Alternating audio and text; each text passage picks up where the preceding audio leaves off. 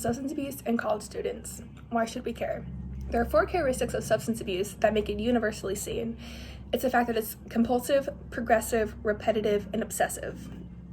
Compulsive. This means it's unmanageable compared to social drinking or recreational drug use. Drug use and substance abuse also feels mandatory to the user once they start using, and they're rarely able to stop, which makes it difficult to concentrate on relationships, family, work, school, things like that.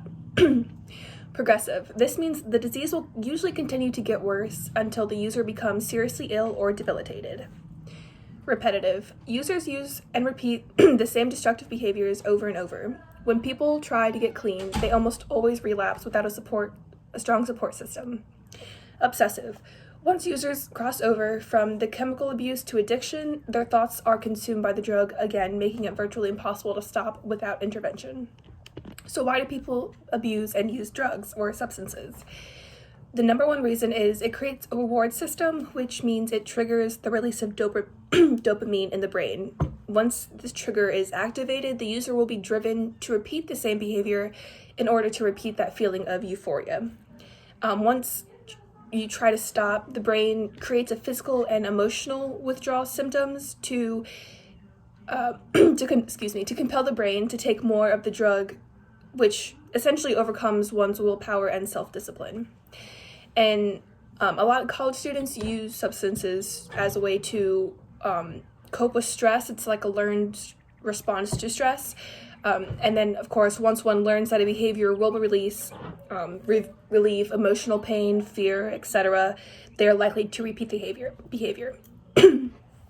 Again, with college students, it's widely seen that substance abuse is used to mask true feelings such as depression and high expectations and peer pressure, and of course the transition from being relatively dependent on your parents to relatively independent. And this, back to peer pressure and expectations, this feeling of self-doubt is enhanced by social media. Social media shows carefully selected highlights of people's lives and no moments of doubt or uncertainty. This creates a false profit facade, making students look up and compare themselves to unrealistic figures. We can look at this using the social comparison theory. It was created in 1954 by Leon Fesslinger. Sorry if I say that wrong. The idea of this theory was basically that people determine their self-worth by comparing themselves to others. This results in various factors such as physical attractiveness, wealth, intelligence, happiness. They're all constantly evaluated on the basis of how others are doing. Adults have more maturity and experience to combat this and kind of think a little bit more rationally, but college students, as their brains haven't quite matured yet, they don't have the necessary skills to be able to rationally think past these things. So what does substance abuse look like in college students? Well, the number one abuse substance among college students is Adderall. What is Adderall? It is a drug used for ADHD and ADD. It's made by a combination of amphetamine and dextromethorphan. This combination places it on the U.S. Drug Enforcement Administration list of Schedule II drugs. This is the same level as fentanyl, oxycodone, methadone.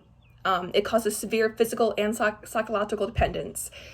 So how are all these college students getting access to this? Well, it's not legal to own, and there's not a negative or positive stigma surrounding it.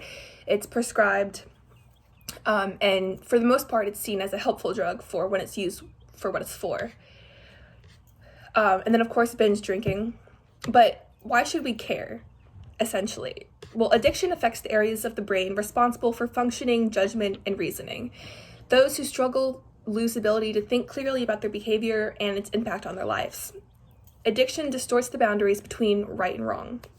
9.4% of the U.S. population uses 9.4% of the U.S. population uses drugs, and 93% of those people require treatment. In 2014, there was a survey that found that 37.4% high school students used alcohol within the past month, 23.7 high school seniors used illegal drugs within the past month, and 64% of high school seniors used marijuana within the past month. This is theorized to be because teens are at a vulnerable stage in their neurological development, making them extremely susceptible to, again, peer pressure or reliance on this reward system. So how can we help? Well, there are two preventative methods that have shown to be pretty effective within college student demographics. These two things are education and social interaction. First, preventative methods aim to stop a problem before it occurs, and this is why education is such a big thing, because in order to make informed decisions, we have to know what we're making decisions about. School-based education programs are seen in abundance, especially in America. However, evaluations have shown that recent school-based education programs are not effective in reducing the amount of substance abuse among students, and this is because these programs are usually led by adults or people that the students cannot connect with. Essentially, this study found that the conveyance of information about drugs to college students and students in general may be counterproductive to the prevention of substance abuse, resulting in no behavior change if the person delivering this information cannot connect with the students, because more than likely they will either not care or not see a reason why it matters. The second is social interaction. This is an underrated method of prevention, and it helps struggling students benefit greatly from just having a listening ear, basically. And these interactions can have a profound effect on behaviors related to addiction and on the brain response to drug association cues.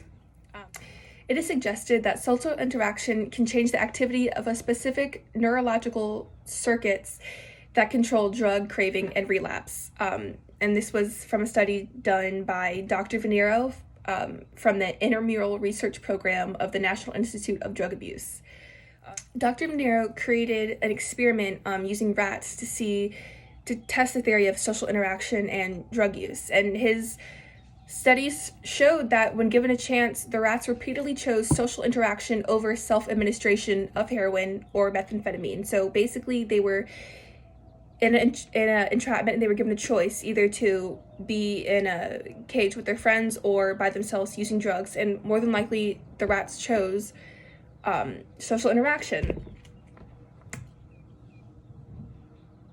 And this kind of solidifies the theory that a feeling of connectedness to society can prevent some people, and hopefully a lot of college students, against substance use disorders. So this is why I am an advocate for preventative programs for college student substance abuse, such as education and social interaction programs. Thank you.